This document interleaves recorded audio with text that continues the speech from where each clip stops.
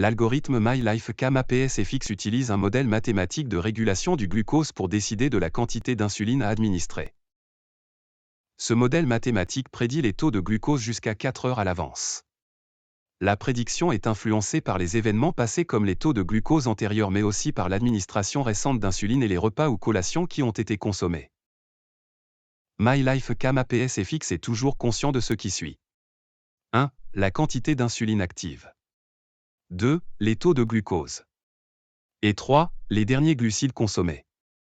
Ces éléments et les informations spécifiques concernant le patient DT1 sont utilisés pour déterminer l'administration d'insuline au cours des prochaines heures. Le modèle mathématique de MyLifeCam-APS-FX qui pilote l'administration automatisée d'insuline contient plusieurs sous-modèles différents.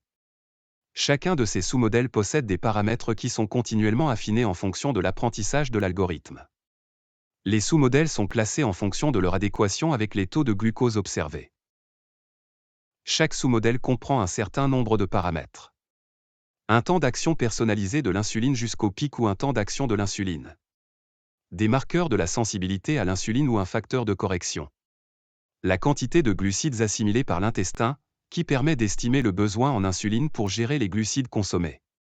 Mais aussi d'autres facteurs. Les paramètres de chaque sous-modèle diffèrent légèrement les uns des autres.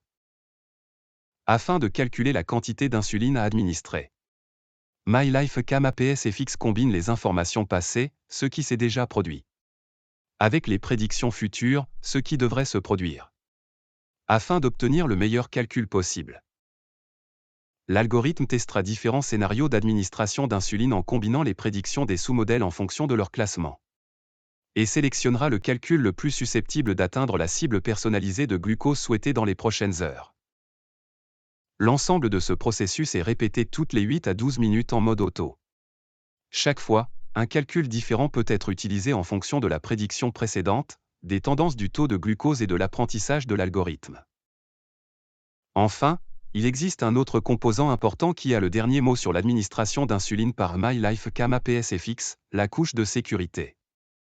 La couche de sécurité utilise plusieurs règles pour réduire le risque d'hyperglycémie et d'hypoglycémie.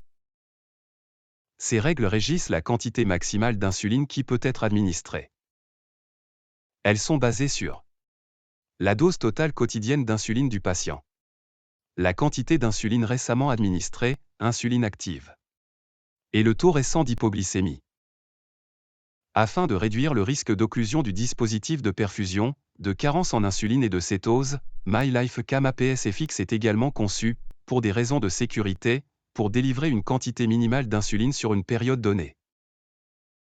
En résumé, l'algorithme MyLifeCam-APS-FX implique un nombre complexe de calculs qui constituent son modèle mathématique.